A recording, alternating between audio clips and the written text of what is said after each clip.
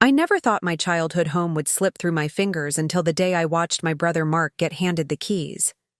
Our family's Victorian farmhouse, the one with the wraparound porch where I'd spent summers reading, the kitchen where Mom taught me to bake, the creaky third stair I'd learned to skip when sneaking out as a teenager. It was supposed to be mine someday. At least that's what Mom and Dad had always promised. "We're getting older, Rebecca," Dad said, his voice steady as we sat around the dining room table. The same table where we'd celebrated every birthday, Thanksgiving, and Christmas for 30 years. "We've decided it's time to pass the house down." I nodded, a flutter of excitement in my chest. I'd been waiting for this moment. James and I had even put off buying a house of our own, saving every penny instead for the renovations we planned to make once the farmhouse became ours. Mom smiled, but something about it didn't reach her eyes. "We've given this a lot of thought." "I've already started planning," I said, unable to contain myself. "Nothing major, just updating the kitchen a bit and maybe finally fixing that leak in the upstairs bathroom." Dad cleared his throat. "Actually, Becca, we've decided to give the house to Mark." The words hit me like a physical blow. I stared at them, waiting for the punchline, the just kidding that never came. "Mark?" I finally managed. "But he doesn't even live in the state anymore. He hasn't been home in what, 3 years?" "4?" Mom corrected softly, as if that helped anything. "He's moving back," Dad explained. "His company is opening an office here, and he needs a place to settle with Lisa and the kids." "And I don't?" My voice cracked. "James and I have been waiting, saving. You know this has always been my dream." Mom reached across the table for my hand, but I pulled away. "Sweetie, Mark has 3 children. You and James don't have any yet. You need less space." Less space. As if my life, my future family plans, somehow counted for less. "We always said we'd give it to you when we were ready to downsize," I reminded them, hating how plaintive I sounded. "You promised." Dad's expression hardened slightly. "Plans change, Rebecca. Mark needs it more right now." Mark always needed things more. The new bike when we were kids because he had more friends to ride with. The car in high school because he had more places to be. The college fund because he had more potential. And now my house, because he had more kids. I looked at their faces, determined, unmovable, and suddenly felt like I was 16 again, being told why I couldn't go to the party everyone else was attending. Because Mark needed the car more, because Mark had more important things to do. "When?" I asked, my voice hollow. "We've already started the paperwork," Dad said. "We're moving to the condo next month." Next month. They'd made this life-altering decision without even consulting me. The room felt too small, the air too thick. I stood up abruptly, my chair scraping against the hardwood floor. The floor I'd helped Dad refinish the summer after college. "Becca," Mom called as I headed for the door. "Please try to understand." I paused, hand on the doorknob. "I understand perfectly," I said, not turning around. "You've made your choice. Again." I walked out, letting the screen door slam behind me. In the driveway, I sat in my car, staring at the house, its familiar lines, the maple tree I'd climbed. As a child, the garden I'd helped Mom plant every spring. Mine, then not mine. Never mine. The transfer happened quickly. Too quickly. As if my parents feared I might somehow sabotage it if they gave me time to process. One minute they owned the farmhouse. The next, my brother did. Mark didn't even have the decency to look apologetic when he called to tell me they were moving in. "You should come see what we're doing with the place," he said, as if he were doing me a favor. "Lisa's thinking of turning your old bedroom into a home office." I hung up without answering. The next day, I drove by and saw a dumpster in the driveway, filled with pieces of my childhood. The porch swing Dad had built, Mom's garden trellis, the weathered blue shutters. They were erasing every trace of what the house had been, what it had meant to me. And there wasn't a thing I could do about it, until the property tax assessment arrived at my apartment by mistake, addressed to my brother but delivered to me. I almost forwarded it without opening it. Almost. I sat at my kitchen table, staring at the property tax assessment that had been mistakenly delivered to my apartment instead of Mark's new address. I should have just put it back in the mail. That would have been the right thing to do. But something made me hesitate, the envelope feeling unusually heavy in my hands. "Just forward it," James said, watching me from across the table. "It's not worth getting upset over again." He was right. Every time I thought about the house, it reopened the wound. 3 weeks had passed since Mark had moved in, and I'd been avoiding driving down that street, taking the long way to work just so I wouldn't have to see what new changes they were making. But curiosity got the better of me. "I just want to see how much they're paying in taxes," I said, carefully opening the envelope. "One peek and I'll send it on." James sighed but didn't stop me. He understood, even if he thought it was unhealthy. The assessment was higher than I expected, reflecting recent property value increases in the area. But as I flipped through the pages, something caught my eye, something that made my heart skip. "That's not possible," I whispered. "What?" James leaned forward. "The ownership history." I pointed to a section that detailed previous owners. "Look at the dates. The house had been in our family for generations. That much I knew.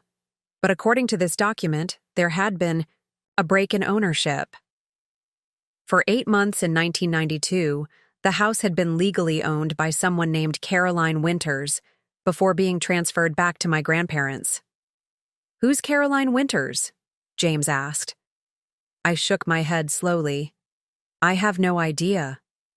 But the date range stood out like a flashing light. January to August 1992. I was born in May of that year. Something cold settled in my stomach. I grabbed my phone and dialed Aunt Sarah, my mother's sister who never could keep a secret. She answered on the 3rd ring, her voice bright with surprise. "Rebecca, it's been ages. How are you, sweetheart?" I skipped the pleasantries. "Aunt Sarah, who is Caroline Winters?" The silence that followed was answer enough. "Where did you hear that name?" she finally asked, her voice cautious. "Property tax records for the farmhouse. She owned it briefly in 1992, right around when I was born." Another long pause. "This isn't something I should be discussing with you," she said carefully. "Please," I pressed. "Mom and Dad gave the house to Mark. I think I deserve to know if there's something about its history I don't know." Aunt Sarah sighed heavily. "It's not about the house, Becca. It's about you." The world seemed to tilt slightly. "What do you mean?" "Caroline Winters was your birth mother." The words hung in the air between us. I gripped the phone tighter, suddenly aware of James watching me with concern. "My what?" I whispered. "Your parents wanted to tell you themselves when they were ready," Aunt Sarah continued, words tumbling out now that the secret was exposed. "They struggled for years to have a child. Then they connected with Caroline through an adoption agency. She was young, single, in financial trouble. The house was part of the arrangement. They bought me?" The words felt wrong, sickening. No, Aunt Sarah rushed to clarify. "It wasn't like that. Caroline needed money, yes, but she also wanted to make sure you went to a good home. Your parents offered her the house, temporarily, as a place to live during her pregnancy. The understanding was that she would transfer it back after you were born and the adoption was finalized." My mind raced, trying to fit this new information into the narrative of my life. "So, I'm adopted?" "Yes." "And Mark knows?" It was more statement than question. Something in me already knew the answer. Aunt Sarah hesitated. "Yes, they told him when. He was a teenager. They thought he was old enough to understand and keep the secret until they were ready to tell you. Of course. Mark knew. Mark always knew everything. Why didn't they ever tell me? My voice sounded strange, distant. They were afraid, I think, Aunt Sarah admitted. Afraid you'd feel differently about them. Afraid you might want to find Caroline. And the house? Was that part of why they gave it to Mark? Because it was never really meant to be mine? Aunt Sarah's silence was damning.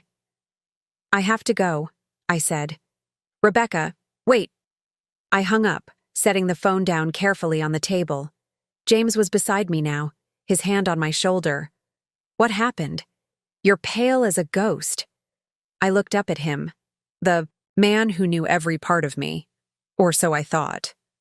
I'm adopted, I said, the words feeling foreign on my tongue. And the house. It was part of my adoption arrangement. I told him everything Aunt Sarah had revealed, watching his expression shift, from shock to anger to sympathy. That's why they gave it to Mark, I concluded. In their minds, it was never truly meant for me. It was just a transaction, a payment. James knelt beside my chair, taking my hands in his. This doesn't change who you are, Becca. But it did. It changed everything. My history, my identity, the meaning behind every family photo on our walls. And most of all, it changed what I thought I knew about my parents' love.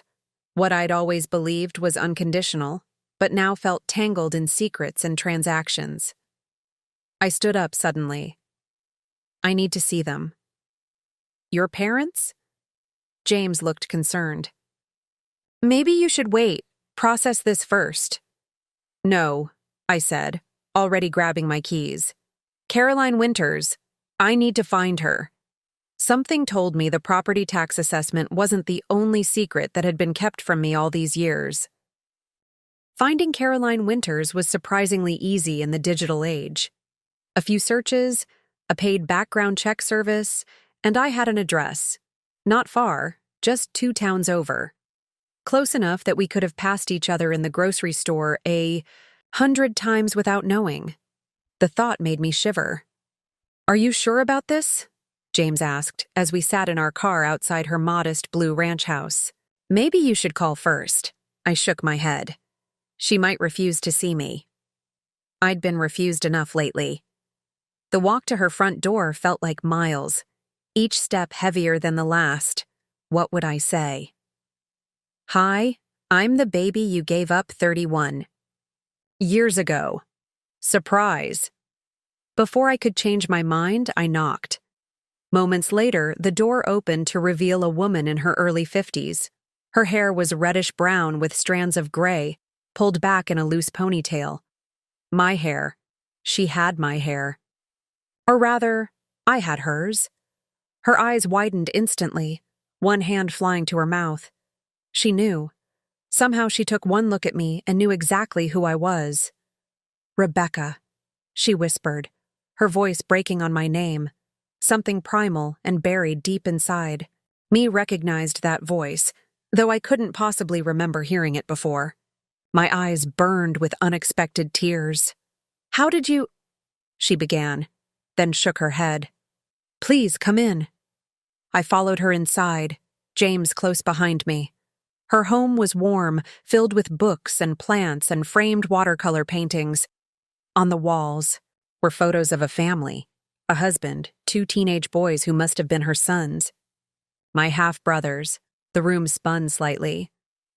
I've imagined this moment for so long, Caroline said, gesturing for us to sit. Though I never thought it would actually happen, your parents were very clear about the terms. Terms? I asked. She looked, surprised. The closed adoption. No contact until you turned 21, and even then, only if you initiated it. She studied my face. They didn't tell you, did they? That's why you're here now. I shook my head. I found out by accident. A property tax assessment for the house was delivered to my apartment by mistake.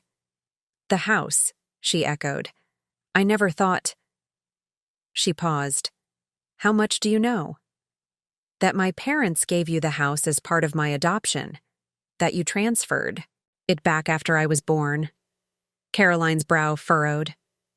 That's not exactly what happened. Of course it wasn't. Nothing about my life was what I thought. The house was mine, she said quietly. Had been in my family for generations. This didn't make sense. But my grandparents were your adoptive grandparents, she finished gently. The house belonged to my family, the Winters. I was the last one left. My parents died when I was 20, and I inherited everything, including a house I couldn't afford to maintain and property taxes I couldn't pay. My head was spinning. So, the house was originally yours? Not my family's? She nodded. When I found out I was pregnant with you, I was 23, single, drowning in debt. Your father, your biological father, wasn't in the picture. The adoption agency connected me with Robert and Claire. They couldn't have children, and they fell in love with the house the moment they saw it. So they bought the house from you? I was struggling to understand. They bought the house, yes, but that wasn't the arrangement for the adoption. That was separate.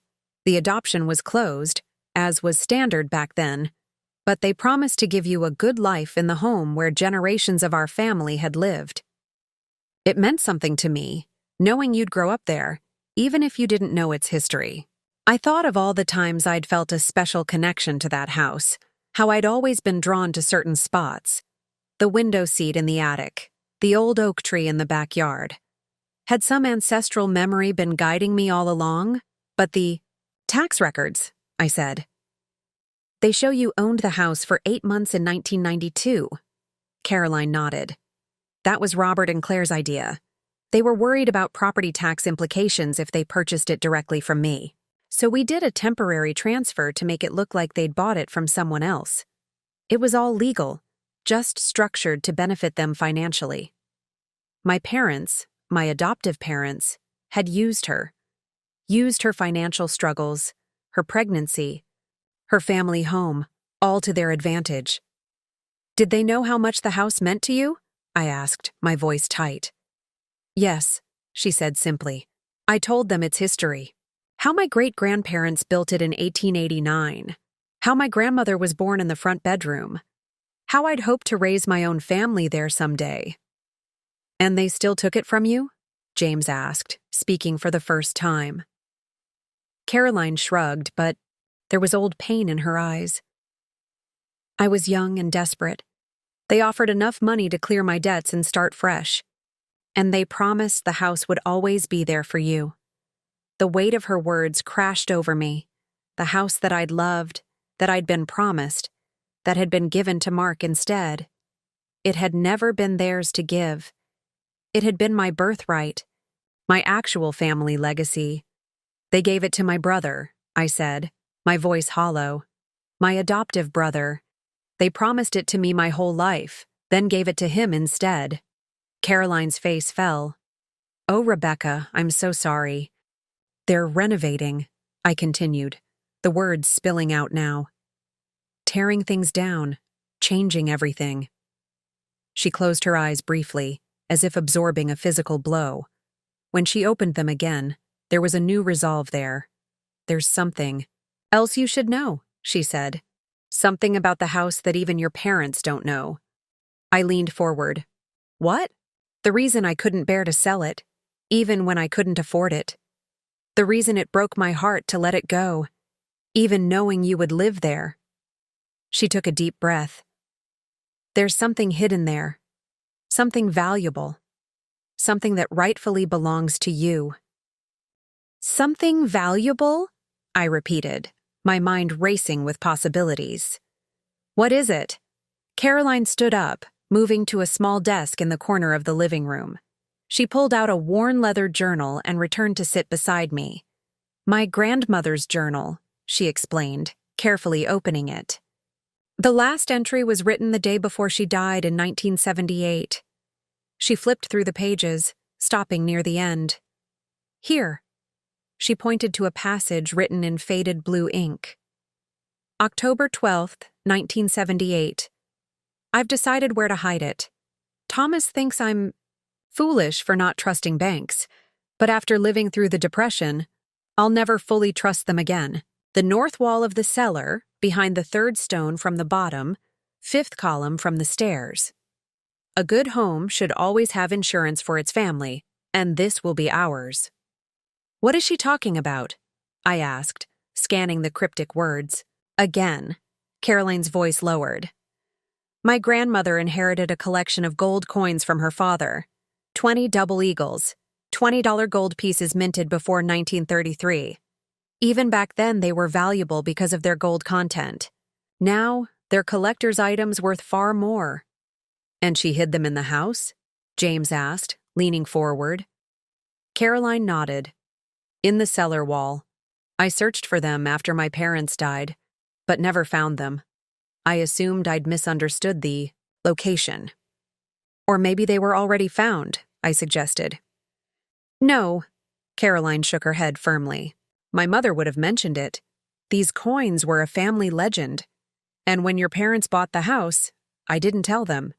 It felt wrong somehow, like I'd be giving away the last piece of my family legacy.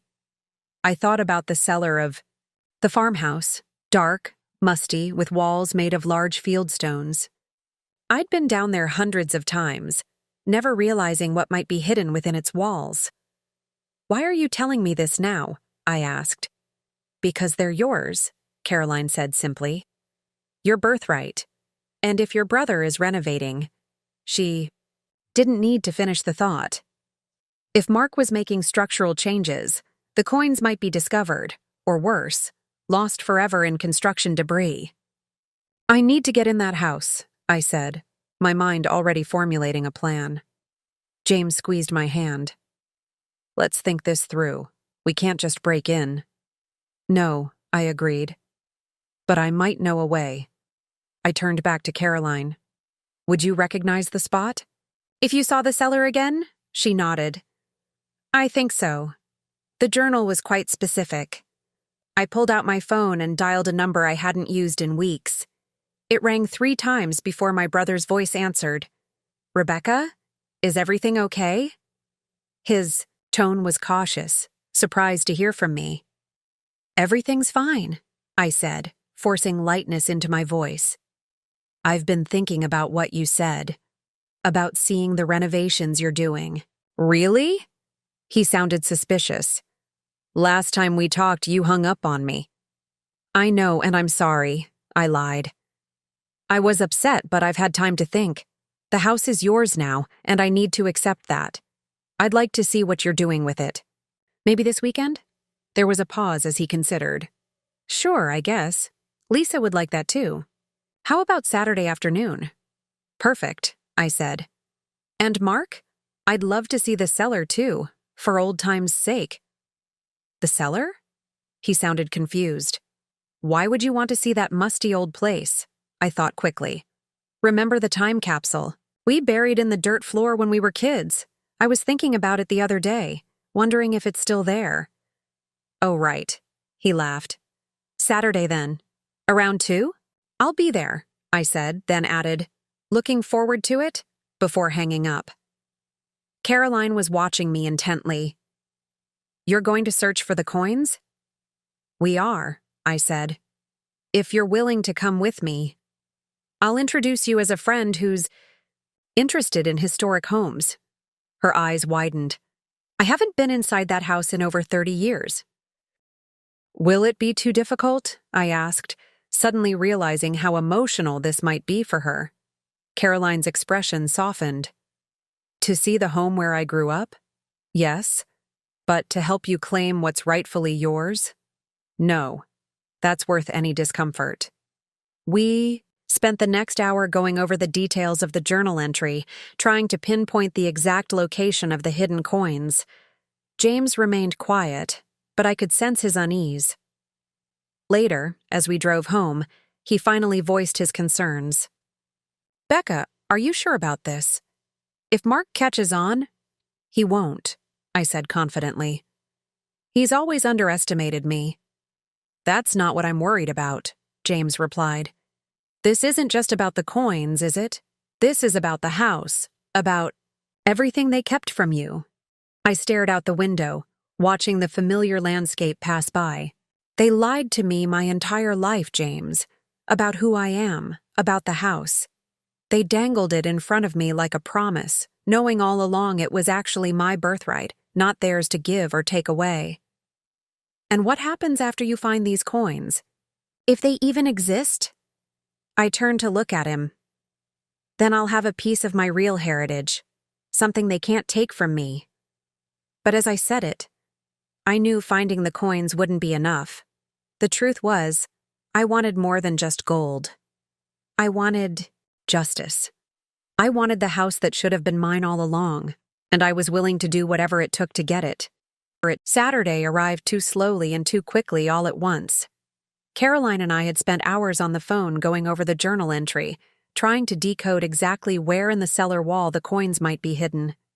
James still seemed uneasy about the whole plan, but agreed to come along as our renovation consultant. As we pulled into the farmhouse driveway, my heart squeezed painfully. The old maple tree was gone, just a stump where it had once stood. New beige siding replaced the weathered blue I'd grown up with. It looked like any other house now, stripped of its character, its history. Mark opened the door before we could knock, his smile a bit too wide to be genuine. "Rebecca, glad you could make it." I forced myself to smile back. "Mark, this is my friend Caroline, and you remember James. Caroline's an architectural historian. I mentioned we were coming to see a historic home, and she was interested." Mark looked slightly confused, but nodded politely. "Nice to meet you. Come on in." Stepping inside was like walking into a stranger's house. The familiar scent of wood polish and Mom's favorite potpourri was gone, replaced by fresh paint and new carpet. The walls where family photos had hung were now bare, waiting for Mark's family to create their own memories. "We've been busy," Mark said, gesturing around proudly. "Kitchen's completely gutted. We're putting in all new appliances next week." I nodded, not trusting myself to speak as we moved through the transformed space. Caroline was silent beside me, but I could feel her tension.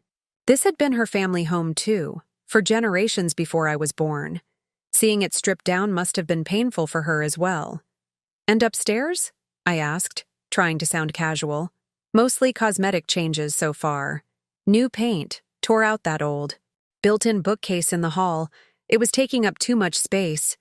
The bookcase our grandfather had built." I bit my tongue. "Lisa's picking out fixtures for the bathrooms," Mark continued, oblivious to my distress. "We're thinking of knocking out a wall to expand the master suite." "It's quite a project," James commented, his hand firm on my back, steadying me. "Worth it, though," Mark replied. "House has good bones, just needed to be brought into this century." I swallowed hard. "And the cellar? Still as creepy as ever?" Mark laughed. "Oh yeah, that's phase 2. We're thinking of finishing it, maybe make a rec room. For now, it's just storage." "Mind if we take a peek?" I asked. "For old time's sake?" He shrugged. "Sure, if you want. Not much to see."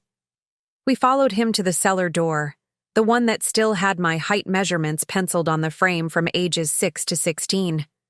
Those too would be painted over soon, erased like everything else. The wooden stairs creaked under our weight as we descended into the cool darkness. Mark flipped a switch, illuminating the space with a single bare bulb. Unlike the rest of the house, the cellar remained untouched. Stone walls, dirt floor in some areas, cracked concrete in others. "Still smells the same," I said, inhaling the familiar musty scent. "Unfortunately," Mark grimaced. "We'll fix that. Eventually." Caroline moved slowly along the perimeter, her eyes scanning the fieldstone walls.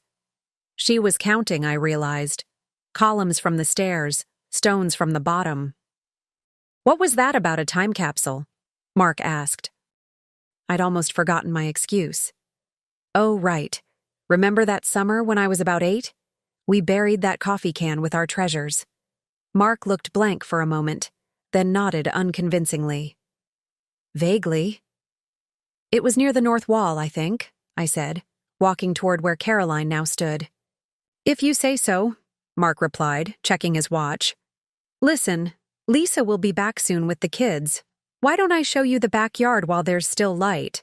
They've drawn up plans for a pool. A pool, where Mom's garden had been. You go ahead, I said. We'll be right up. I just want to see if I can spot where we buried it. Mark hesitated, looking between the three of us. Seriously, give us 5 minutes, I insisted. For nostalgia's sake. All right, he finally agreed. Don't get too dirty down here, though. And watch your head on that beam. The moment his footsteps receded up the stairs, Caroline moved purposefully to the north wall. Here, she whispered. 3rd stone from the bottom, 5th column from the stairs. The stone she indicated looked like all the others, large, rough-hewn, set in place with ancient mortar. James knelt beside it, running his fingers along the edges. It's not loose, he said. If there's something behind it, it's been sealed. Well, my grandmother wouldn't have made it obvious, Caroline replied, but she would have made it possible. She joined him, feeling the stone carefully. I glanced nervously toward the stairs. We need to hurry. Wait, Caroline said, pressing, on the right side of the stone. There's something... She applied more pressure, and suddenly there was a faint grating sound. The stone shifted slightly. James carefully worked his fingers into the small gap and pulled. The stone moved forward, revealing a dark cavity behind. There's something here, he whispered, reaching in. My heart was pounding so loudly I was sure Mark would hear it from upstairs. James withdrew his hand, holding a small metal box, tarnished with age. Is that it? I breathed. Caroline nodded, eyes wide. It has to be. The sound of footsteps above made us freeze. Mark was coming back. James quickly slipped the box into his jacket pocket while I helped Caroline push the stone back into place. Finding anything? Mark called as he descended the stairs. Just memories, I replied, brushing dust from my hands as I straightened up. I think that time capsule is gone for good. Mark looked relieved. Well, come on up. Lisa just got home. She's dying to show you the kitchen samples. We followed, him upstairs, the metal box a heavy secret between us. Whatever it contained, the gold coins or something else entirely, we'd just stolen it from my brother's house. My brother's house, not mine. Never mine, except that wasn't entirely true anymore, because now I knew whose house it really was. And as I smiled politely at Lisa's granite countertop samples, I was already formulating a plan to reclaim what should have been mine all along. We waited until we were safely in our car, blocks away from the farmhouse, before James pulled the metal box from his pocket. It was smaller than I'd expected, about the size of a thick paperback book, its surface dark with tarnish and age. Should we open it now? He asked, glancing at Caroline in the back seat. She nodded, eyes fixed on the box. Please. My hands trembled slightly as I took it from him. The lid was stuck, sealed by decades of undisturbed rest. I worked my fingernails along the edge, applying gentle pressure until I felt it give. The hinges creaked as I lifted the lid. Inside, nestled in what had once been velvet but was now crumbling with age, lay 20 gold coins, their surfaces gleaming as if they'd been polished yesterday. They're really here, I whispered, touching one gently with my fingertip. Caroline leaned forward from the back seat. St. Gaudens's double eagles, she confirmed, her voice thick with emotion. My grandfather collected them before they were recalled in 1933. I lifted one carefully. It was heavier than I expected, the design exquisite. Lady Liberty on one side, an eagle in flight on the other. The date read 1924. How much are they worth? James asked the question I was afraid to voice. Caroline took a shaky breath. When I last checked years ago, coins like these in good condition were selling for at least $15,000 each. Some rare dates much more. I did the quick math. So this box could be worth 300,000 minimum, she finished. Possibly much more to the right collector. The number hung in the air between us. It was a fortune, enough to buy a house of my own, one even nicer than the farmhouse. But as I stared at the coins, I knew they represented something more valuable than money. They were tangible proof of my true heritage, a legacy that had been hidden from me. "They're yours, Rebecca," Caroline said softly. "Your birthright." I closed the box carefully. "Ours," I corrected. "Your family collected them. You should have a share." She shook her head firmly. "I gave up that right when I gave you up. I've made my peace with that. These belong to you now." We drove Caroline home in contemplative silence. Before she got out of the car, she pressed the leather journal into my hands. "Take this too," she said. "It has stories about your ancestors. Your real ancestors. The people who built that house and lived there for generations before you. People you come from." I clutched the journal, overwhelmed by the thought of all the history I'd never known was mine.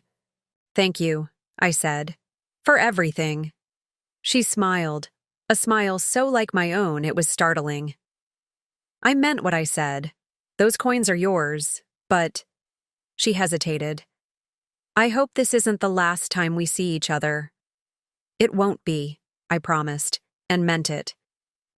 Later that night, after James had fallen asleep, I sat at our kitchen table with the box of coins and Caroline's grandmother's journal. I read about the people who had lived in the farmhouse, my great-great-grandparents who had built it, my great-grandmother who had given birth to 10 children in the upstairs bedroom, my grandmother who had hidden the coins during economic uncertainty to protect her family's future. My family, my history, my house. The thought crystallized with perfect clarity. The house should be mine. Not just because my parents had promised it to me, but because it was literally my birthright, my family legacy. Mark had no true claim to it. Neither did my adoptive parents. They had acquired it through deception, taken advantage of a young, pregnant woman in financial distress. But how could I reclaim it? Mark owned it now, legally. The gold coins gave me financial leverage, but not legal standing. I flipped through the journal again, looking for inspiration, when a folded paper slipped from between the pages. It was yellowed with age, the creases worn thin from repeated folding and unfolding. I carefully opened it. It was a letter, dated March 15, 1992, 2 months before I was born. Dear Caroline, I've consulted with my lawyer about the arrangement we discussed. While I cannot advise you against accepting Robert and Claire's offer to purchase the property, I must express my concerns about the terms. The temporary transfer of ownership back to you during your pregnancy, while technically legal, seems designed primarily to benefit them in avoiding certain tax implications. More troubling is the handshake agreement regarding the child. Their promise that your daughter will inherit the property is not legally binding without documentation. I strongly recommend that if this promise is important to you, we draft a legal addendum to the sale agreement specifying that the property must eventually pass to the child. Please consider this carefully before proceeding. Family homes have sentimental value beyond their market price, and once sold, legal recourse is limited. Yours sincerely, Edward Whitman, Esq. My hands were shaking as I set the letter down. A lawyer had warned Caroline that my adoptive parents' promise wasn't legally binding. Had she ignored the advice, or was there more to the story? I carefully examined the journal again, rifling through the remaining pages. In the back cover, I found a small pocket I hadn't noticed before. Inside was another document, thin onion paper covered in legal language, with signatures at the bottom. One was Caroline's. The others belonged to my adoptive parents. My heart racing, I skimmed the document, certain phrases jumping out at me. Supplemental agreement to property transfer. The hereby covenant that said property shall ultimately transfer to the adopted child, Rebecca Winters Thomas, upon either the death of both adoptive parents or at such time as they choose to relinquish ownership. Failure to comply renders the original property transfer void. It was exactly what the lawyer had suggested, a legal document ensuring that I would inherit the house, and my parents had signed it. They had promised, legally, that the house would come to me. Not to Mark, to me. And they had broken that promise. Sat back, my mind racing with the implications. This wasn't just a moral failure, it was a legal one. The document in my hands could potentially invalidate my parents' transfer of the house to Mark. For the first time since that devastating day at the dining room table, I felt a smile spread across my face. I finally had leverage. I finally had power, and I knew exactly how I was going to use it. Morning light streamed through the kitchen windows as I laid out my evidence for James. The gold coins, the journal, the lawyer's letter, and most importantly, the legal document binding my parents to transfer the house to me. This is... James trailed off, reading the agreement for the third time. Ironclad, I finished for him. I already spoke with a lawyer this morning. He says it's completely valid. James looked up, surprised. You've been busy. I hadn't slept, too wired on, the possibilities unfolding before me. I wanted to be sure before I made any moves. And now? He asked cautiously. Now I pay my parents a visit. I gathered the documents, carefully returning them to a folder. Alone, I added when I saw him reach for his keys. Becca, I need to do this myself, I insisted. This is between me and them. He sighed but nodded. Just try to stay calm. Remember what matters most. I know exactly what matters, I said, kissing him goodbye. The drive to my parents' condo felt surreal. Just weeks ago, I'd been devastated by their betrayal, feeling powerless and discarded. Now I held the truth in my hands, and with it, the power to upend everything. Mom answered the door, her surprise at seeing me quickly masked by a cautious smile. Rebecca, this is unexpected. We need to talk, I said, walking past her into the pristine living room of their new condo. Is Dad here? In his study, she replied, eyeing the folder in my hands. I'll get him. Moments later, they both entered the room. Dad looked wary, as if bracing for another emotional confrontation. What's this about, Becca? He asked, his tone carefully neutral. We haven't heard from you in weeks. I went to see Mark at the house yesterday. I began, watching their expressions carefully. Interesting renovations he's planning. Mom brightened. Oh, so you've come around about the house? That's wonderful, dear. We knew you'd understand eventually. I understand a lot more than you think, I replied. I opened the folder and withdrew the legal document. Like the fact that you signed a binding agreement promising the house would come to me. The color drained from both their faces. Dad recovered first, reaching for the paper with a hand that wasn't quite steady. Where did you get this? He demanded. From Caroline Winters. Mom gasped, sinking onto the couch. You've met her? How did you even know? Property tax records. I cut her off. The house was mistakenly delivered to my apartment. After 31 years of lies, it took a clerical error for me to learn the truth. Dad was scanning the document, his expression darkening. This doesn't change anything. The house is Mark's now. What's done is done. Actually, I said evenly, according to my lawyer, it changes everything. This agreement makes your transfer to Mark invalid. It explicitly states that the house must come to me. Your lawyer? Dad scoffed. What lawyer would even look at a 30-year-old piece of paper? I smiled thinly. One who specializes in real estate fraud. The word fraud hung in the air like a thunderclap.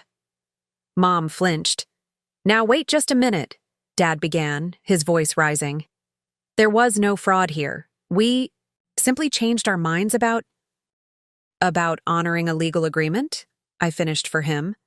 About telling me I was adopted. About letting me know that the house you promised me my entire life was actually my birthright to begin with. Mom was crying now, silent tears sliding down her cheeks. We were going to tell you about the adoption. We just never found the right time. 31 years, I said flatly. And there was never a right time? We thought it would confuse you, Dad insisted. We wanted you to feel like you were truly ours. I was truly yours, I replied, my voice breaking slightly despite my resolve to stay calm. You didn't need to lie to me for me to love you as my parents. Dad's expression softened marginally. Becca, please try to understand. When it came time to decide about the house, we just thought Mark needed it more. He has 3 children. You don't have any yet. That wasn't your decision to make. I withdrew the coins from my bag, setting them on the coffee table with a heavy clink. Did you know about these? They stared at the gold coins, confusion evident on their faces. What are those? Mom asked. Family heirlooms, I replied. Hidden in the cellar wall. My family heirlooms. From my real family, the Winters. Dad's jaw tightened.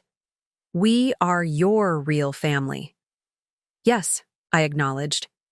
But so are they. Caroline is my birth mother. The house was her family home for generations before you bought it from her when she was young, alone and desperate. And you promised, legally, that it would come back to me. What do you want, Rebecca? Dad asked, his voice tired now.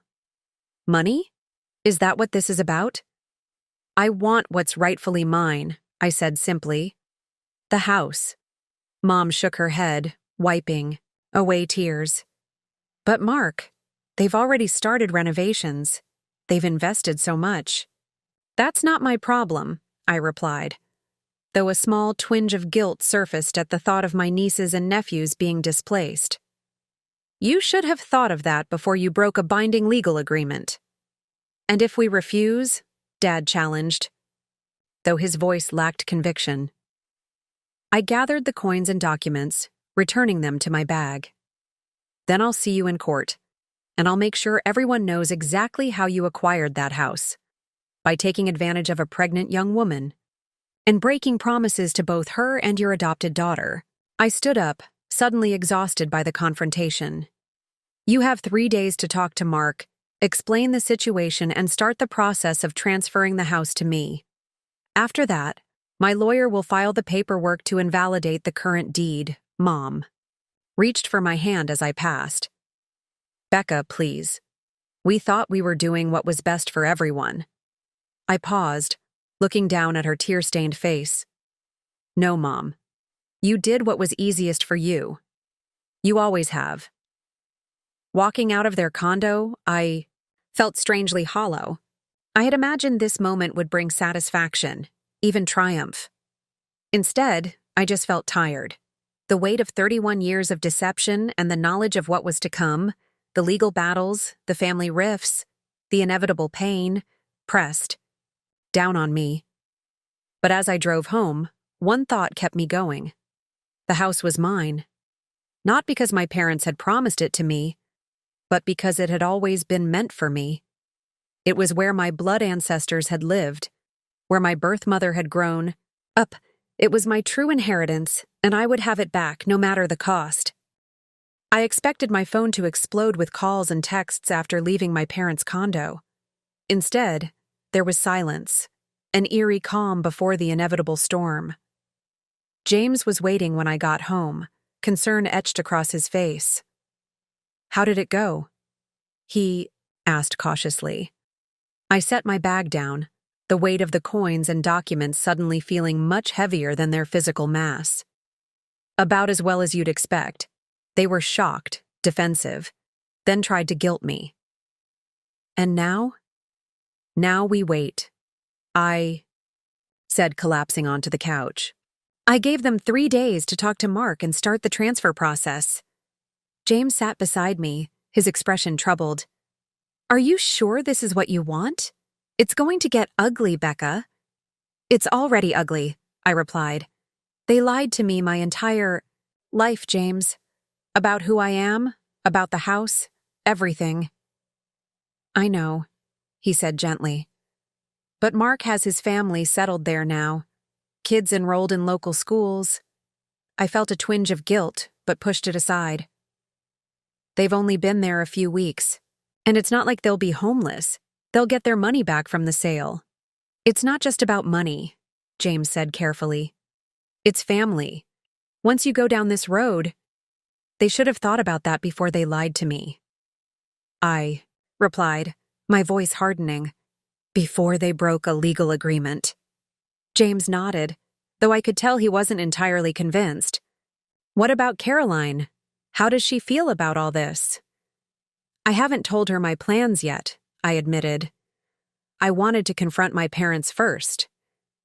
Maybe you should talk to her, he suggested.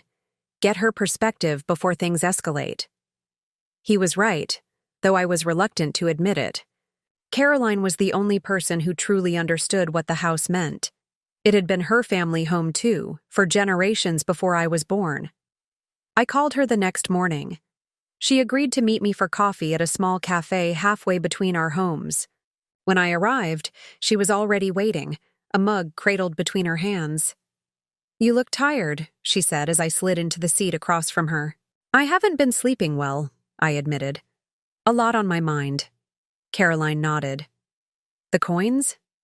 Have you decided what to do with them? Partly, I said. But there's more. I pulled out the legal document I'd found in her mother's journal. Did you know about this? She took the paper, her eyes widening as she skimmed it. Yes, I insisted on it before signing the adoption papers. My lawyer drafted it. Why didn't you tell me about it when we met? She set the document down carefully. Because I wasn't sure what you wanted. The coins were one thing. They're clearly yours by any measure. But the house? She sighed. That's more complicated. I didn't want to pressure you into a legal battle. You might not want? Well, I want it, I said firmly. I've already confronted my parents, told them they have 3 days to start the process of transferring the house to me. Caroline's expression shifted, a flicker of concern crossing her face. And how did they respond? About how you'd expect. Shock, denial, guilt trips. She nodded slowly. And your brother? Mark? They're telling him, I replied. Or at least they'd better be. Caroline took a sip of her coffee, her eyes thoughtful. Rebecca, I need to ask you something, and I want you to be honest with me. She paused. Is this about the house itself, or is it about punishing them for lying to you? The question caught me off guard. Both, I guess. The house is my birthright. It should have been mine all along. Yes, it should have, she agreed. But claiming it now, after your brother has moved his family in, that's going to cause a lot of pain. They caused me pain, I shot back. I know, she said softly. Believe me, I know. I've lived with the pain of giving you up, of losing that house for 31 years. But sometimes, she hesitated, sometimes fighting for what's rightfully yours costs more than it's worth. Are you saying I should just let them get away with it? I asked, incredulous. No, she replied. I'm asking you to think about what you really want. If it's the house, its history, its connection to your blood ancestors, that's one thing. But if it's revenge, it's not revenge, I insisted, though her words had struck a nerve. It's justice. Caroline reached across the table and took my hand. Just be sure, because once you start down this path, relationships will be damaged in ways that might never heal. I pulled my hand away, uncomfortable with how accurately she'd pinpointed my inner conflict.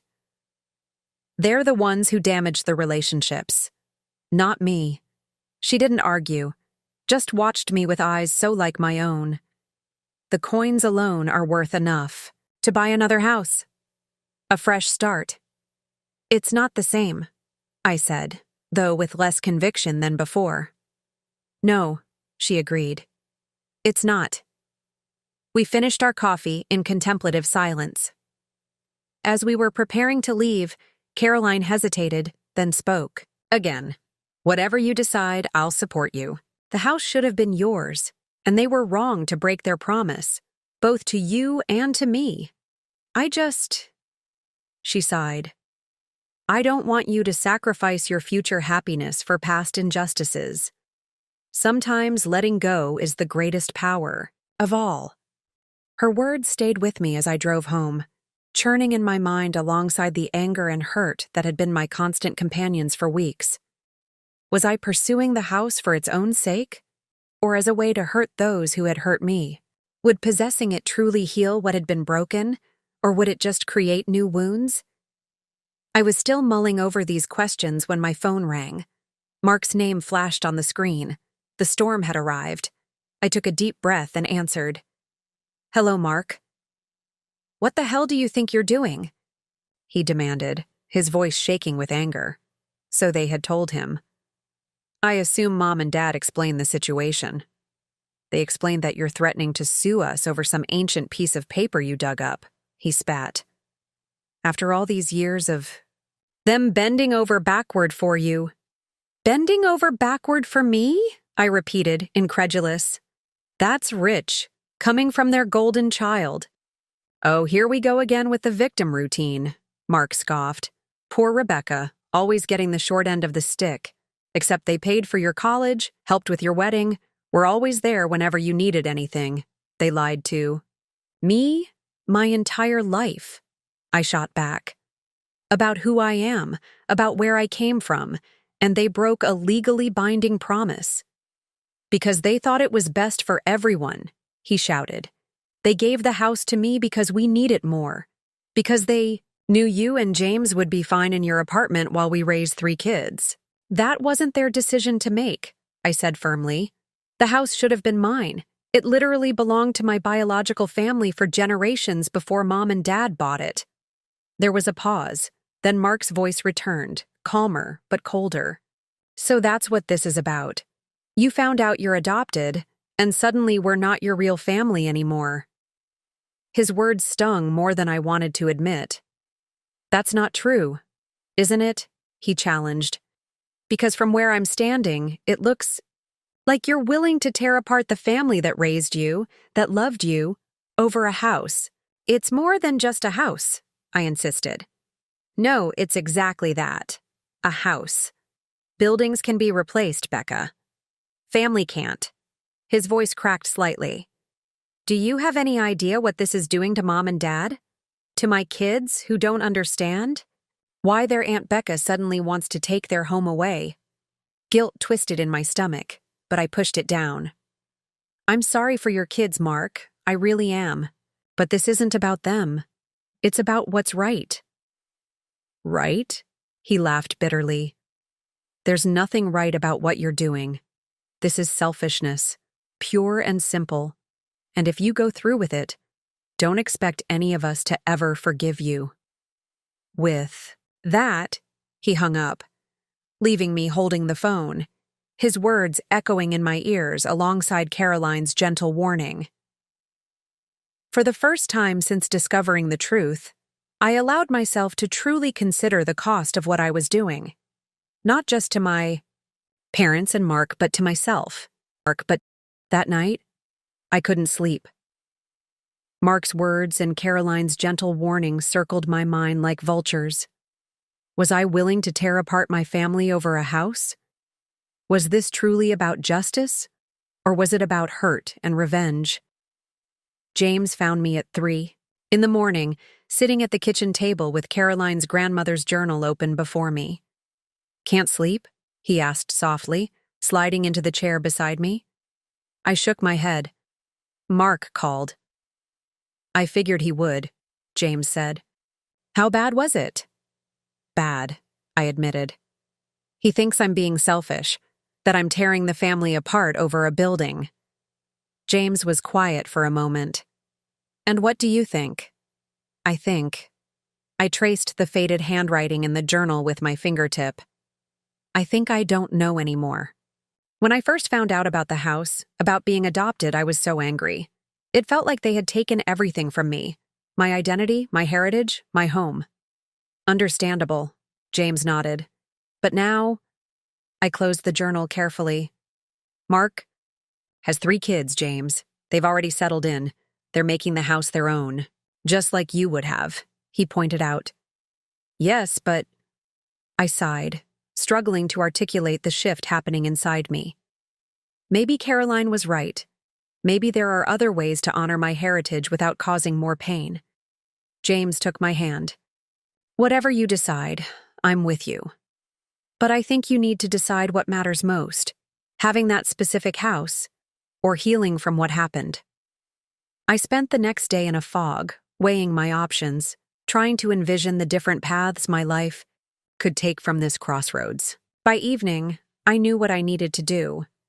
I need to see it one more time, I told James, before I make a final decision. The house? I nodded. Just to drive by. I won't stop, won't cause a scene. I just need to see it, to feel if it's really worth all this. He offered to come with me, but this was something I needed to do alone. I drove slowly through the familiar neighborhood as twilight settled, the houses taking on that golden glow that had always made this street feel magical to me. When I reached the farmhouse, I pulled over across the street, keeping the engine running. The lights were on inside, warm against the deepening blue of evening. Through the front windows, I could see movement. Mark's family, living their lives in what I had always thought would be my home. As I watched, the front door opened, and Mark's oldest son, Ethan, ran out to retrieve a bicycle from the yard. He was 10, gangly and serious, with the same cowlick at the crown of his head that Mark had had as a boy, that I had teased him about mercilessly when we were children. Behind him, Mark appeared in the doorway, calling something I couldn't hear. Ethan nodded, wheeling the bike toward the garage instead of leaving it on the lawn. As Mark waited for him, he happened to glance across the street. Our eyes met. Even from this distance, I could see his posture stiffen as he recognized my car. I expected anger, a confrontation perhaps. Instead, after a moment's hesitation, he raised his hand in a cautious wave. The simple gesture hit me like a physical blow.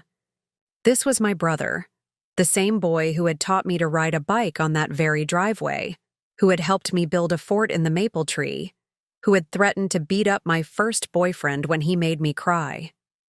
Different parents, different DNA, but still the person who had shared my childhood, my history, my family, and I was about to take his home away. The realization settled like a stone in my stomach. Could I really do that? Could I displace his children, my niece and nephews, to reclaim a house that, while rightfully mine by legal agreement, was already becoming theirs in all the ways that truly mattered? I raised my hand in return, a lump forming in my throat, then put the car in drive and pulled away. By the time I reached home, my decision was made. The next morning, I called my lawyer and explained what I wanted to do. He seemed disappointed to lose the case, but didn't try to dissuade me. Then I called Caroline. I'm not going to fight for the house, I told her, my voice steady with newfound resolve. But I have another idea, and I need your help. Of course, she replied, sounding relieved. Whatever you need. The following Sunday, I invited my parents and Mark's family to meet me at a neutral location, a private room at a restaurant downtown. I asked Caroline to come too, though she waited in a separate area until I was ready. My parents arrived first, looking anxious and guarded. Mark, Lisa, and their children came shortly after, the kids confused about why they were there, sensing the tension between the adults. Thank you all for coming, I began once everyone was seated. I know things have been difficult lately, and I've been responsible for much of that difficulty. Mom started to speak, but I held up my hand. Please let me finish. This isn't easy for me. I took a deep breath.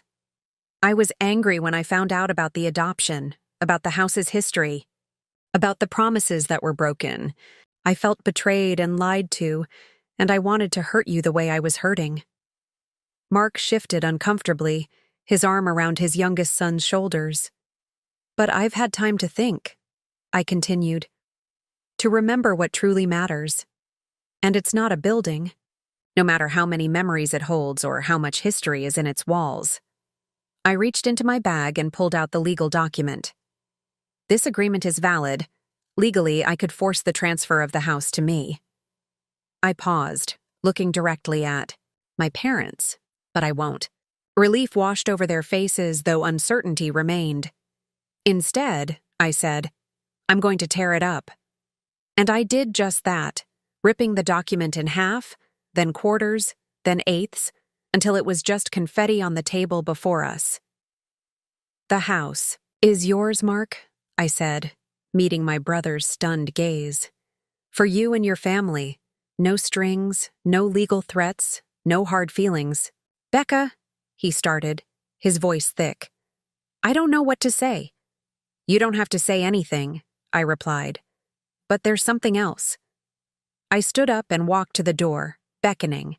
Caroline entered, looking nervous but determined. This is Caroline Winters, I said, watching the shock register on everyone's faces. My birth mother, and the original owner of the farmhouse. My parents paled, clearly fearing what might come next. But Caroline smiled gently at them, then at Mark and his children. I'm not here to cause trouble, she assured them. Just the opposite. I want to share something with all of you, especially the children. From her bag, she withdrew the leather journal. This contains the history of the house. Your house now, she said, handing it to Mark's oldest son. Stories of the people who built it, lived in it, loved it through generations. Your Aunt Rebecca's ancestors. My ancestors too? Ethan asked, wide-eyed. Yes, I said softly. We're still family, no matter what. And the house's history is part of all of us now. I turned back to my parents. I don't want secrets anymore. I want truth.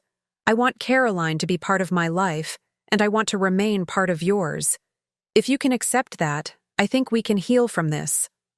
Mom was crying now, silent tears tracking down her cheeks. Dad looked humbled, his usual confidence replaced by genuine remorse. We should have told you long ago, Mom said. We were wrong to keep it from you, so wrong about so many things. We thought we were protecting you, Dad added, but we were really protecting ourselves. Our fear of losing you. You won't lose me, I promised. Not unless you push me away. Mark stood up then, crossing to where I stood. Without a word, he pulled me into a fierce hug, the kind we used to share as children before we grew up and grew apart. The house will always be your home, too, he whispered. Whenever you want to visit, wherever you feel its pull. I held him tightly, feeling something broken begin to mend. I know, but I'm going to build my own home now, my own history. When we broke apart, I pulled out one last item, a single gold coin from the collection we'd found. This is for you, I said, pressing it into Ethan's hand. A piece of your aunt's heritage to keep in the house where it belongs. The rest will help me build my new home. As I looked around at the faces of my complicated, imperfect family, adoptive and biological, bound by blood and choice and shared history, I felt lighter than I had in weeks. The anger was receding, making space for something else. Not everything was fixed. There were still hard conversations ahead, trust to rebuild, relationships to redefine. But standing there, I knew with certainty that letting go of the house didn't mean letting go of my heritage or my sense of justice. Sometimes the greatest inheritance isn't property or possessions, but the capacity to forgive, to adapt, to build something new from the broken pieces of the past, and that was an inheritance no one could ever take from me. 6 months later, I stood on a plot of land just 3 miles from the farmhouse, watching as construction crews laid the foundation for what would become my own home. James stood beside me, his arm around my waist, surveying the wooden stakes, marking out rooms that currently existed only on paper. "What do you think?" he asked, gesturing to the excavated earth and concrete forms. "Can you see it yet?" I smiled, leaning into him. "I can see it perfectly."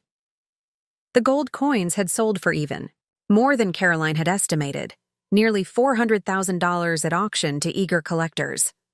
Enough to buy this 5-acre property outright and fund the construction of a house inspired by, but not identical to, the farmhouse where I'd grown up. I'd hired an architect who specialized in historical recreations, showing her photographs of the farmhouse and explaining the elements I wanted to incorporate. A wraparound porch, tall windows to let in natural light, built-in bookshelves, and a spacious kitchen with a window overlooking what would eventually be a garden. "You're smiling," James observed. "That's becoming more common these days." "Is it?" I asked, though I knew he was right. The raw wound of betrayal had gradually healed over the past months, leaving a scar that sometimes still ached but no longer dominated my thoughts. "Definitely," he confirmed, "especially since you started the family history project." The project had begun as a simple effort to document the stories from Caroline's grandmother's journal, but had expanded into something much larger. With Caroline's help, I'd tracked down distant Winter's relatives, collected photographs, birth certificates, and anecdotes spanning generations. I was compiling it all into a book, not for publication but for family, for Mark's children, for the children James and I hope to have someday, for anyone connected to the tangled branches of my unusual family tree.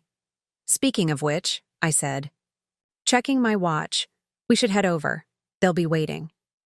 Today was special, the first formal gathering of both sides of my family.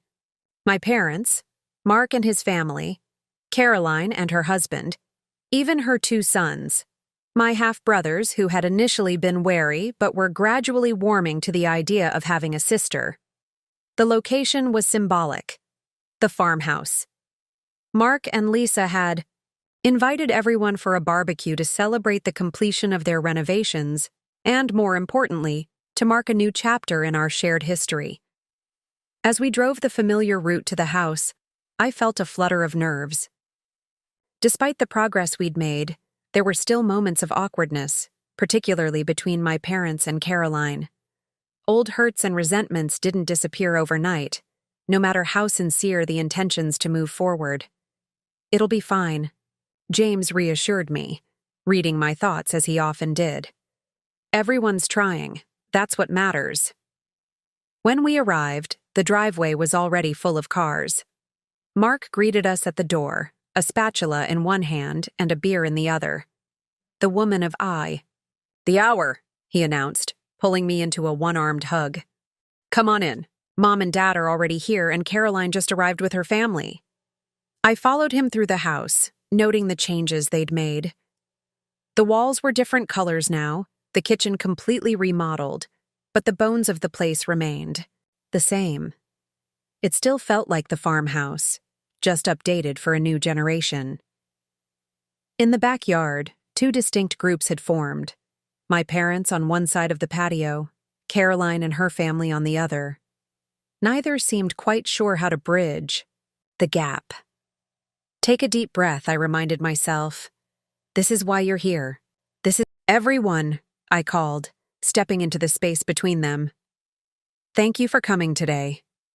All eyes turned to me, expressions ranging from nervous to hopeful. "I know this isn't easy," I continued, "for any of us. But it means everything to me that you're all willing to try." I gestured to the architect's rendering I'd brought with me, setting it on the outdoor table where everyone could see. I wanted to share the plans for our new house. It's going to incorporate elements from this one, to carry on some of the traditions and history. Caroline moved closer, studying the drawing. "The porch looks just like the original one," she observed, a hint of wistfulness in her voice. That was intentional, I confirmed. I wanted to honor the past while building something new. My mother approached hesitantly. It's beautiful, Becca. She glanced at Caroline. You must be pleased that these features will continue. It was a small olive branch, but Caroline accepted it with grace. Very much so. My grandmother would have loved it. My father joined us, unusually subdued. In the months since the truth had come out, he'd struggled the most with accepting the new reality, with acknowledging the mistakes he'd made. But he was trying. The land you bought, he said. It's good land, solid foundation for a home. We think so too, I agreed. And it's close enough that we can still be part of things here. Sunday dinners, holidays. And we'll hold you to that. Lisa chimed in, setting a platter of hamburgers on the table. The kids would never forgive us if Aunt Becca disappeared from their lives. As if on cue, Mark's 3 children burst from the house, racing toward the tire swing that now hung from a sturdy oak in the backyard, a new addition that echoed the one from my childhood. Aunt Becca! Ethan called. Come push us! I excused myself from the adults and joined the children at the swing. As I pushed them higher, their laughter filling the yard, I caught sight of the various adults beginning to mingle. My father was asking Caroline's husband about his work. My mother was showing Lisa a recipe on her phone. Mark was opening beers for Caroline's sons. Small steps. Awkward, imperfect, but steps nonetheless. Later, as twilight settled over the gathering, I found myself on the porch steps with Caroline. The others were inside, clearing dinner dishes and setting up a board game for the children. Are you happy with your decision? She asked quietly. About the house? I considered the question, watching through the windows as my niece shrieked, with laughter at something her grandfather, my father, had said. Yes, I said finally. I am. It was never about the building, not really. It was about feeling erased, feeling like my history and my future were being decided without my consent. Caroline nodded, understanding in her eyes. And now? Now I'm writing my own story, I replied. With all the messy, complicated truth included. No more secrets, no more lies. She smiled, the resemblance between us striking in the fading light. That's the best inheritance of all, I think. The freedom to choose your path, knowing where you came from. From inside, James appeared at the window, waving to catch my attention. They're waiting for us, I told Caroline. Something about teams for charades. She laughed, standing and offering me her hand. Well, we can't keep them waiting. I have it on good authority that the Winters women are unbeatable at charades. Is that so? I grinned, taking her hand and rising to my feet. Then we'd better get in there and prove it. As we walked back into the house, not my house anymore, but still a place where I belonged, I felt a sense of peace settle over me. The farmhouse would always be part of my story, but it wasn't the whole story. It wasn't even the most important part. The most important part was happening right now, in this strange, blended gathering of people connected by blood, by choice, by forgiveness, and by a shared commitment to building something new from the truths we'd finally acknowledged. My dream house hadn't been taken from me after all. It had just taken a different form than I'd expected, not as a physical building, but as the foundation for a future where I could be fully, completely myself. And that was a home no one could ever take away. No one could. 1 year later, I stood in the center of my newly completed home, morning light streaming through the tall windows, illuminating hardwood floors that still smelled of polish and possibility. After months of construction delays, permit issues, and the 1,000 small decisions that go into building a house from scratch, we were finally home. What do you think? James asked, coming up behind me and wrapping his arms around my waist. Worth the wait? I leaned back against him, taking in the open living room with its Riverstone fireplace, The archway leading to the kitchen where I'd insisted on the same layout as the farmhouse kitchen where Mom had taught me to bake. More than worth it, I replied. It's perfect. Not actually perfect, of course. There were still boxes everywhere, a few minor fixes needed, and the landscaping was mostly mud with a few hopeful shrubs. But it was ours, a home we had built, with intention, incorporating elements of my past while creating space for our future. The front door opened, and Caroline appeared, carrying a potted plant and a small bag. "Housewarming presents," she announced, setting them on the nearest box. "An aloe from cuttings of my grandmother's plant, your great-grandmother's, and some fresh-baked bread so your first meal here is homemade." I hugged her, still marveling at how natural it felt now, this relationship that had once seemed so impossible. Over the past year, we had built something precious. Not quite mother-daughter in the traditional sense, but a deep friendship rooted in shared blood and history. "Thank you," I said, taking the bread. "You're officially our first visitor." "Not for long," she replied with a smile. "I passed your parents on the road. They should be right behind me." Sure enough, moments later, Mom and Dad arrived, arms loaded, with housewarming gifts and supplies. Dad had insisted on bringing his toolbox, certain we would need his help hanging pictures and fixing whatever he deemed substandard in the new construction. "Oh, Rebecca," Mom breathed, turning in a slow circle to take in the space. "It's beautiful. Just beautiful." Dad was already examining the crown molding with a critical eye. "Not bad workmanship," he allowed, which from him was high praise. "Mark and Lisa are coming later with the kids," Mom added. "They're bringing pizza for everyone." I nodded, a warm feeling spreading through my chest at the thought of our home filled with family on its very first day. Perfect. That gives us time to get a bit more unpacked. The next few hours passed in a flurry of activity. Boxes opened, dishes unwrapped and placed in cabinets, furniture arranged and rearranged. Caroline and my mother worked side by side in the kitchen, an unlikely partnership that had developed gradually over months of cautious interactions. "Your mother showed me her recipe for that apple cake you love," Caroline mentioned as we unpacked glasses. "I'm going to make it for your birthday." "She's got the touch for it," Mom acknowledged. "Better pastry hands than mine, if I'm being honest." These small moments of connection still surprised me, the way they had found common ground despite everything that had come before. It hadn't been easy, and there had been tense conversations, tears, and setbacks along the way. But the shared love for me, their daughter in different but equally important ways, had given them a foundation to build on. By late afternoon, Mark arrived with his family, and soon the house was filled with the noise and energy of children, exploring every corner, adults calling out directions, and the comforting scent of pizza warming in the oven. "This place is cool, Aunt Becca," Ethan declared, now 11 and in that phase where approval was rarely given but meant everything when it was.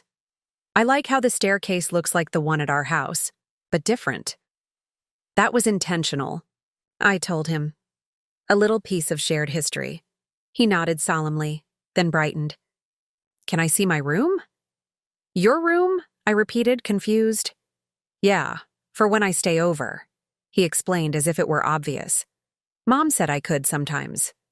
My heart swelled at this simple assumption of continuity, of family connection. "Of course, it's upstairs. Second door on the left. Blue walls, just like you said you wanted." He grinned and thundered up the stairs, his siblings following close behind. Lisa came to stand beside me. "Hope that's okay," she said.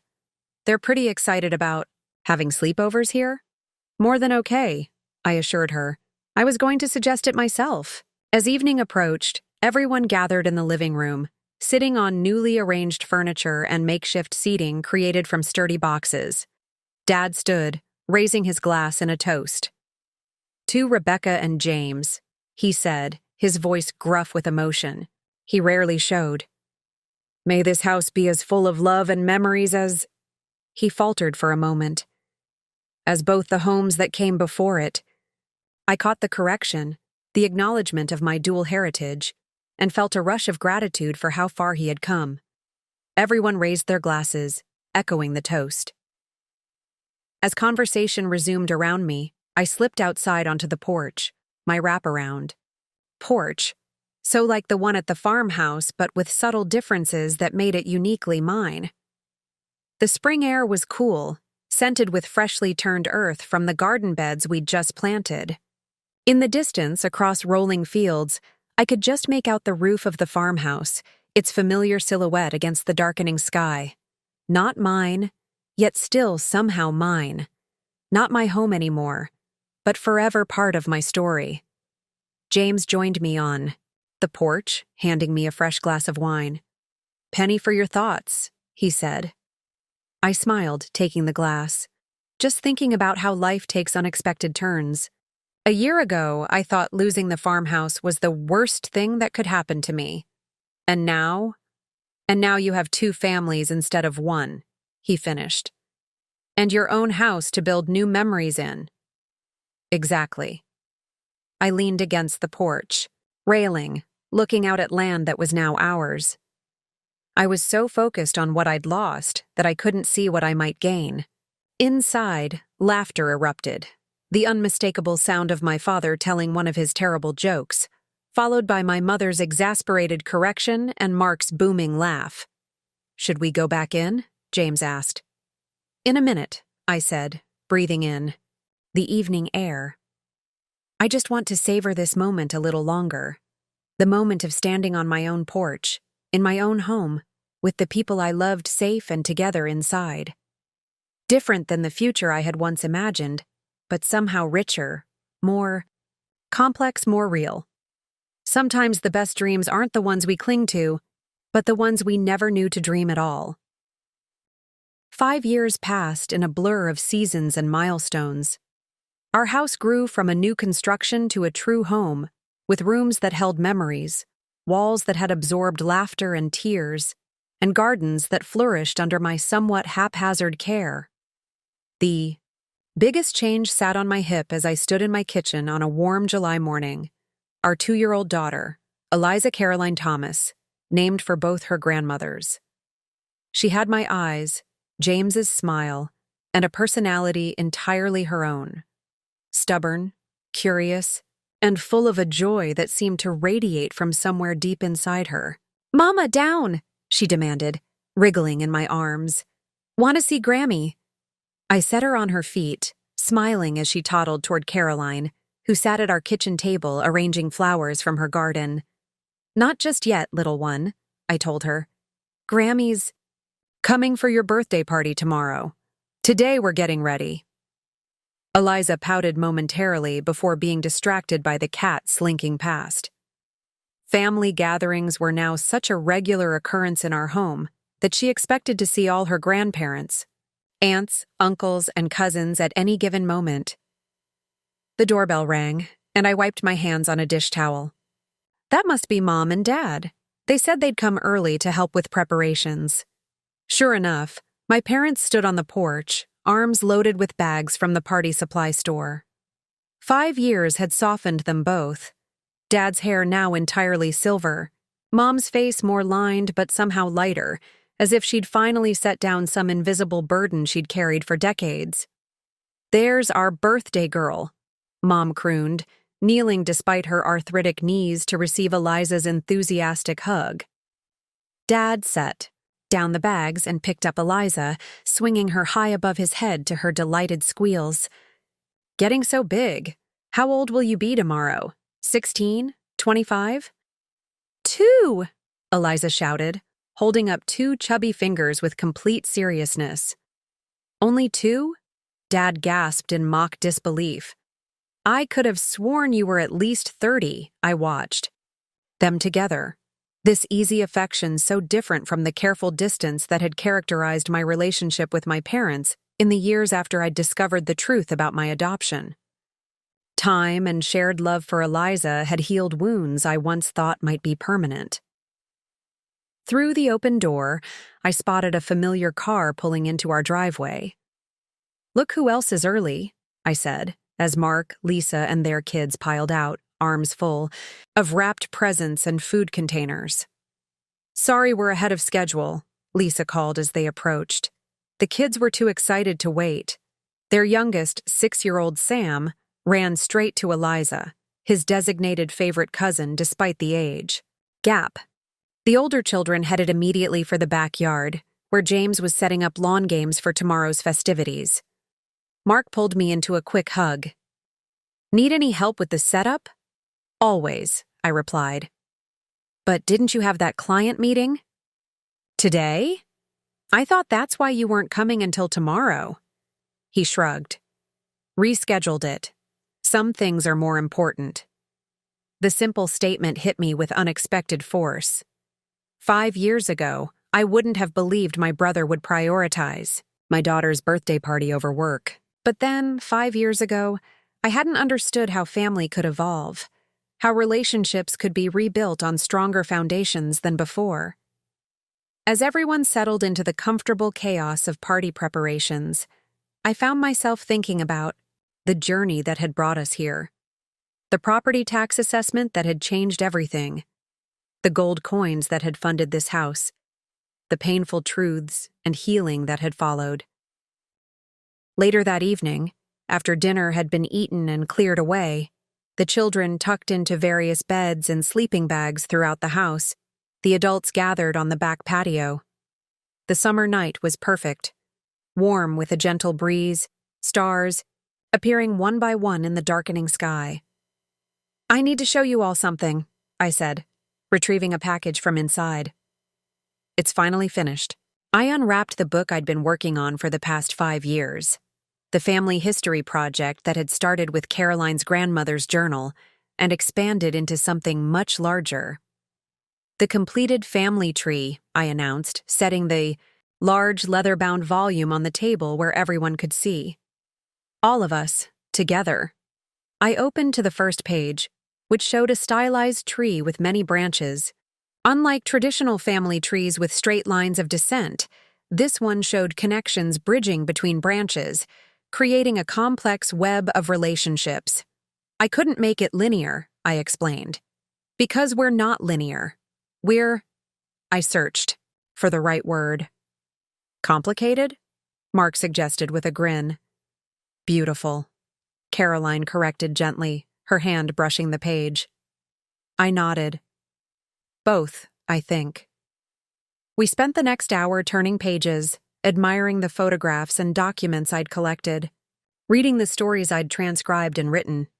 There were birth certificates, marriage licenses, old letters, and newer emails. There were photographs spanning more than a century, from faded sepia images of Caroline's great-grandparents standing in front of the newly built farmhouse to recent snapshots of Eliza playing with her cousins in our backyard. "This is remarkable, Becca," Mom said, her voice thick with emotion. "What a gift for all of us, but especially for Eliza. She'll know exactly where she comes from. All the places she comes from," Dad added quietly, acknowledging what once would have been impossible for him to say. As the evening grew late, our guests drifted off to their assigned sleeping spaces. My parents in the guest room, Mark's family, spread between the kids' rooms and the finished basement, Caroline in the small studio space we'd built above the garage. In the quiet after everyone had gone to bed, I found myself drawn back to the family history book. I sat at the kitchen table, turning the pages slowly, reading my own words about inheritance and belonging, about houses and homes, about the way family could be both born and made. James found me there, setting a cup of tea beside me before taking the chair opposite mine. "Can't sleep?" he asked. I shook my head. "Just thinking about tomorrow, about Eliza's birthday." "Nervous about the party?" "No, not that," I clarified, struggling to articulate the emotions swelling inside me. "It's just, she's going to grow up so differently than I did, knowing the whole truth about where she comes from, surrounded by all these people who love her, who are connected to her in different but equally important ways." I touched a page that showed both of my mothers standing together at Eliza's christening, their shared granddaughter between them. I used to worry she'd be confused by our complicated family, I admitted. But she's not. To her, it's the most natural thing in the world to have two grandmothers who both claim her as their own, to have cousins who share some of her blood but not all, to have a family tree that looks more like a web. James reached across the table, taking my hand. That's because of you, you know. You made this possible. This peace. This wholeness. Not everyone could have done what you did after everything that happened. I thought about the turning point. That moment when I'd decided to let go of the farmhouse. To build something new. Instead of fighting for what had been wrongfully taken. It hadn't felt like strength at the time. More like surrender. Like giving up. I just did what felt right in the end, I said simply.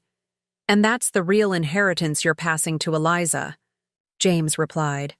Not a house or gold coins or even this family history, but the ability to choose healing over hurt, to build something new when the old path is blocked.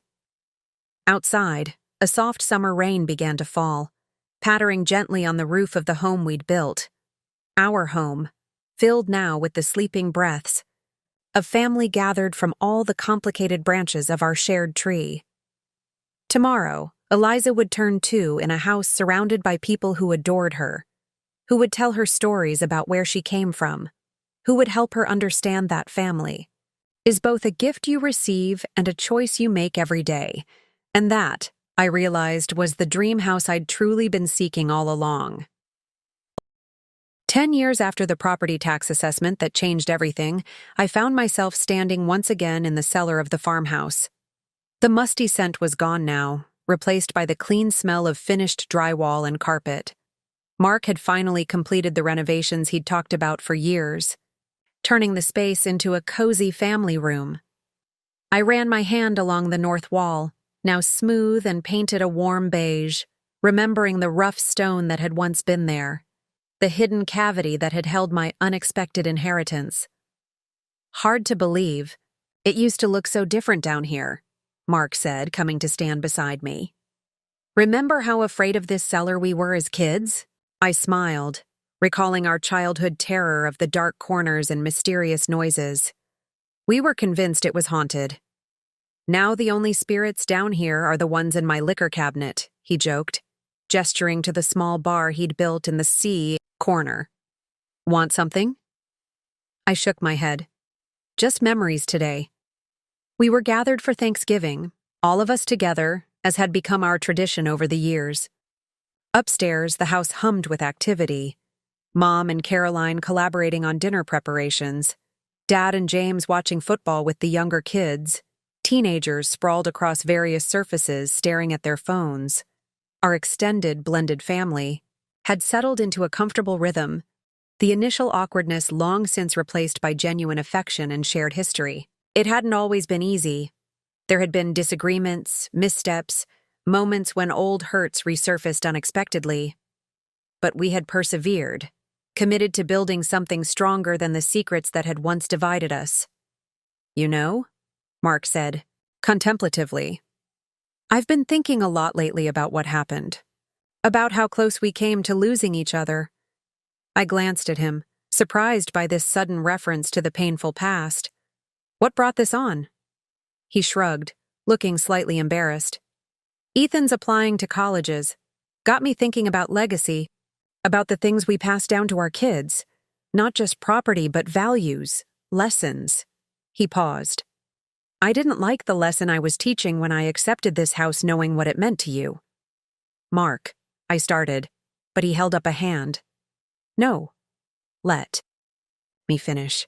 I've wanted to say this for a long time. He took a deep breath. I was wrong. We all were. Mom and Dad should have told you the truth from the beginning, and I should have refused the house when they offered it. I knew how much it meant to you, and I took it anyway. The old hurt flickered briefly, then faded. A ghost pain from a wound, long healed. It doesn't matter anymore, I said honestly. Look what came of it all. Caroline back in my life. The truth finally in the open. Our family stronger than before. The house isn't what matters.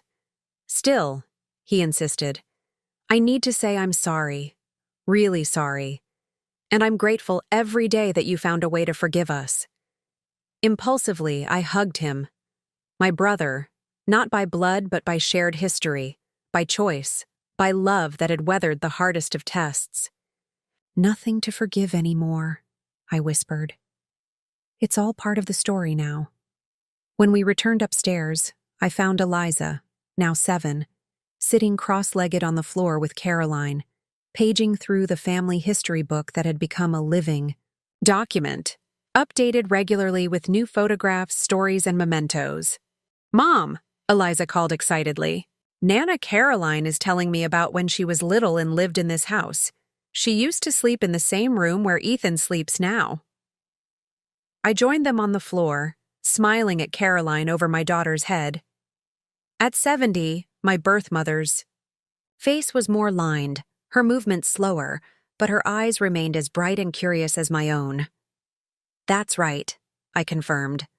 Before I was born, this was Nana Caroline's house, where her family had lived for generations. Eliza considered this, her brow furrowing in that way it did when she was processing something complex. "So it was supposed to be our house, but then it became Uncle Mark's house instead?" A pang of old regret threatened, but I pushed it away. "Life doesn't always go as planned, sweetheart. Sometimes the best things come from what seems like the wrong turn." She nodded, accepting this with the wisdom children sometimes show. "Like how if you hadn't found out about being adopted, you wouldn't have met Nana Caroline, and I wouldn't have her as my grandmother?" "Exactly like that," Caroline said, squeezing Eliza's hand. "And we wouldn't have our house," Eliza continued. "I like our house better anyway. It has the good climbing tree and the secret reading nook." I laughed, my heart full. "I like our house better too." And I meant it. The home James and I had built had become everything I'd once hoped the farmhouse would be. A place of love and laughter, of traditions old and new, of safety and belonging. It wasn't defined by its history, but by the life we had filled it with. Later, as we all gathered around the extended dining table, leaves added to accommodate our growing family, I looked at the faces surrounding me. My parents, older now but more open, more present than they had been for much of my childhood. Mark and Lisa, their children growing into young adults with their own dreams and ambitions. Caroline and her husband, her sons and their families, branches of my biological family tree that had been grafted back into my life. James, my steadfast partner through all the storms. And Eliza, our beautiful daughter who carried in her DNA the complexity of our family's story. Dad stood to offer the traditional Thanksgiving toast, his voice wavering slightly with age but strong with conviction. "To family," he said simply, "in all its forms." "To family," we echoed, glasses raised. As conversation resumed around me, I took a moment to appreciate how far we had come from that devastating day when I'd learned the farmhouse would go to Mark instead of me. What had felt like an ending had turned out to be a beginning. The start of a journey toward wholeness I couldn't have imagined. The property tax assessment that had arrived at my apartment by mistake had revealed my secret heritage. Yes. But the real revelation had been what came after. The painful truth that made space for healing, the broken promises that led to deeper understanding, the lost dream house that prompted me to build something even better. Sometimes our greatest inheritances aren't the ones we expect. Sometimes they come disguised as loss, as betrayal, as doors closing. And sometimes, if we're brave enough to keep going, to rebuild, to forgive, they lead us to exactly where we were meant to be all along. Not to the house of our dreams, but to the life of our dreams, messy, complicated, imperfect, and utterly, completely ours. 10 years after that fateful property tax assessment, I looked around at my gathered family and knew with absolute certainty I hadn't lost my inheritance. After all, I had found it, and it was more valuable than any house could ever be.